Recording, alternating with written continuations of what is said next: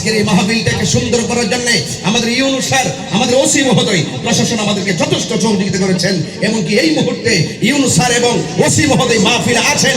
আমি বলবো যারা সত্যিকার অর্থে আহলুস সুন্নাত ওয়াল জামাতের মাহফিলগুলোকে প্রোটেক্ট করার জন্য, প্রোটেকশন দেওয়ার জন্য, নিরাপত্তা দেওয়ার জন্য, সুন্দর করে বাস্তবায়ন করার নেপথ্যে যারা প্রত্যক্ষ পরোক্ষ অফলাইন অনলাইনে গান ছড়িয়ে টাকা দিয়ে পয়সা দিয়ে সহযোগিতা করবেন, তারা হেরে যাবেন না। তারাই জাতির শ্রেষ্ঠ সন্তান হবে। কথা বলেন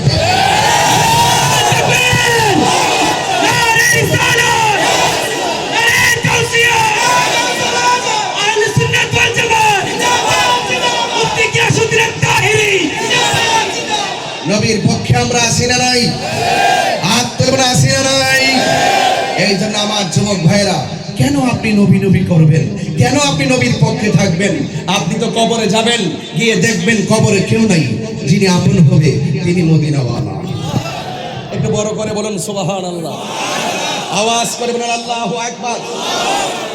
কবরের ভিতরে যান, নবী ছাড়া কেউ আপন হবে না। সোনাইমুড়ির ভাঙ্গা গড়ির মধ্যে আপনি বসে থাকেন, নবী ছাড়া আপনার কবর, নবী ছাড়া মরণের যন্ত্রণা লাঘব হবে না। আমার নবী যখন আপনার চোখের সামনে সোনাইমুড়ির ঘরের দরজায় দাঁড়িয়ে থাকবে, ইমানদার এমন ভাবে ঘুমিয়ে যাবে। মায়ের স্তন থেকে দুধ পান করতে গেলে, দুধ পান করতে করতে সন্তান যেমনি ঘুমাইয়া যায়, ইমানদার এমন ভাবে ঘুমাইয়া যাবে, মরণের যন্ত্রণা অনুভব করবে না। ও আশেকে রে, আল্লাহ কই জিবরাইল শোনো না, তুমি আসমান সাজাও, জমিন সাজাও, আসমান সাজাও, জমিন সাজাও, সাজাও বেহেশত খানা। ইমানদারগণ জুলুস করুন, হাত তুলে আমি, আমার নবী খুশি হয়ে যাবে ইনশাআল্লাহ। ঈদে মিলাদুন নবীর মাহফিল, ঈদে মিলাদুন নবীর মাহফিল প্রথম করছেন রাব্বানা। ইমানদারগণ জুলুস করুনা। পাগল রে সূরা আল ইমরান করছে ঘোষণা, বন্ধু রে সূরা আল ইমরান করছে ঘোষণা। হায়রে মিলাদুন নবীর অঙ্গীকার নিল, আল্লাহ মিলাদুন নবীর অঙ্গীকার নিল, কানার দোলে দেখে। কথা বলেন ঠিক কিনা বলেন? আমার যুবক ভাইয়ারা, সময়টা খুব বেঁধে দেওয়া। যতটুকু কথা বলবো আমার নবীর শান নিয়ে বলবো। আমার নবী, আপনার নবী দুনিয়ার মধ্যে এসেছেন, নবী রহমত হয়ে এসেছেন।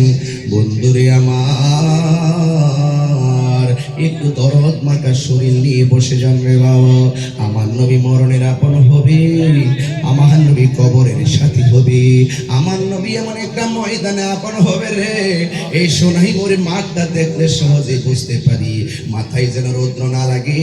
মুফতি গোলাম রব্বানী কাশিমি আপনাদের সন্তান উপরে ত্রিপালের ব্যবস্থা করেছে, মানুষ যেন মাটির মধ্যে বসে যেন কষ্ট না পায়, এই জন্য চেয়ারের ব্যবস্থা করেছে, ফ্যান দিয়েছে, লাইট দিয়েছে, সুন্দর একটা পরিবেশ করেছে।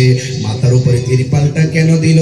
ও তাহির হুজুর তিরপালটা দিয়েছে এই জন্যে মাথায় যেন সূর্য না লাগে, এই জন্য তিরপালটা দিয়েছে। অথচ একটা বার যদি চিন্তা করেন, মানুষ কবরে যাওয়ার পরে 1 বছর বুঝি না, 100 বছর বুঝি না, একদিন কবর থেকে মানুষ উঠে একটা ময়দানে একত্রিত হবে। আমি শুধুমাত্র হাদিসটা বলে শেষ করে দিয়ে যাব রে বাবা। কি মাঠে যাবে জানেননি? আমার নবী কয় ইহশারুন নাস ইয়াউমাল কিয়ামাতি আলা আরদিন, ইহশারুন নাস, মানুষকে একত্রিত করা হবে।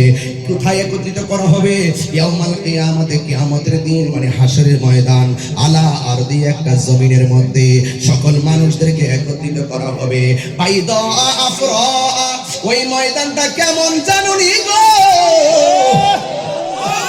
ওই ময়দানটা হবে একেবারে পুরা মাটির ময়দান। হাদিসের ভাষা বলছি বাইদ আফর, ওই ময়দানটা হবে পুরা মাটির ময়দান। কাকুর সাতিন নাকি, এই ময়দানটা এমন ময়দান সোনাইমুড়ি তাকায় দেখেন রাস্তায় রাস্তায় গাছ আছে না নাই? আরো বড় করে আছে না নাই? এই গাছ কেন লাগায়? অক্সিজেন সরবরাহের জন্য। গাছ লাগায় ছায়ার জন্য, উপকৃত হওয়ার জন্য। কিন্তু হাদিস শরীফের মধ্যে দেখলাম কাকুর সাতিন নাকি, ওই ময়দানটা পুরা মাটির ময়দানে, সেই ময়দানে কোনো গাছ থাকবে না। লাইসা ফিহা আলামুন লি আহাদিন, সেখানে এমপি বুঝি না, মন্ত্রী বুঝি না, ওসি বুঝি না, ডিসি বুঝি না, বক্তা বুঝি না, পিসাব বুঝি না, এমন কোন মানুষ নাই গো। সবার জন্য মাঠটা সমান হবে, সবাই মাঠের মধ্যে যেতে হবে। আয়েশা সিদ্দিকা রাদিয়াল্লাহু তাআলা আনহা বলেন, আমি নবী পাক সাল্লাল্লাহু আলাইহি সাল্লাম থেকে শুনেছি। কয়েকটি শুনেছেন, কই হুশারুন নাস ইয়াউমাল কিয়ামাতি, হাশরের ময়দানে মানুষ যখন একত্রিত হবে, হুফাতান উরাতান, তার গায়ের মধ্যে কোনো কাপড় থাকবে না, পায়ের মধ্যে কোনো জুতা থাকবে না, খতনাবিহীন অবস্থায় মাঠের দিকে দৌড়ায়া দৌড়ায়া যাবে রে। কেমন একটা মাঠ হবে, মানুষ উলঙ্গ অবস্থায় সেই ময়দানে একত্রিত হবে। আয়েশা সিদ্দিকা বলেন, কুলতু, আমি বললাম, ইয়া রাসূলুল্লাহ, নবী গো। তিনবার কোন ইয়া রাসূলুল্লাহ, ইয়া রাসূলুল্লাহ, নবী গো, কি শুনাইছে?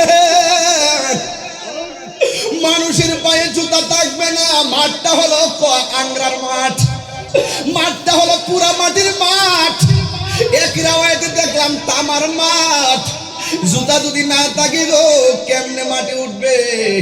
আয়েশা সিদ্দিকা কে, নবী গো, ও নবী, আন-নিসা উজলান ওয়া রিজালুন, ও নবী, পুরুষ এবং নারী কি ওই মাঠের মধ্যে যে যাবে একইভাবে ইয়ানসুরু বাদুহুম ইলা বাদিন। আয়েশা সিদ্দিকা বলে, আমি নবীরে জিজ্ঞাসা করলাম, ইয়া রাসূলুল্লাহ, আন-নিসা উজলা ওয়া রিজালুন জামিয়া, পুরুষ এবং নারী যদি এই ময়দানে যায়, একজন আরেকজনকে দেখবে, বাদুহুম ইলা বাদিন, একজন আরেকজনকে দেখবে, ইয়া রাসূলুল্লাহ, এটা কেমন লজ্জাস্কর মনে হয় না? উলঙ্গ অবস্থা উঠলে নারী পুরুষকে দেখবে, পুরুষ নারীকে দেখবে। কিন্তু আমার নবী বলেন, কল রাসূলুল্লাহ সাল্লাল্লাহু আলাইহি সাল্লাম, নবী বলেন, আয়েশা, ও আয়েশা রে, আল আমরু আশাদ্দু মিন আয়ানসুরা বাদুহুম ইলা বাদিন।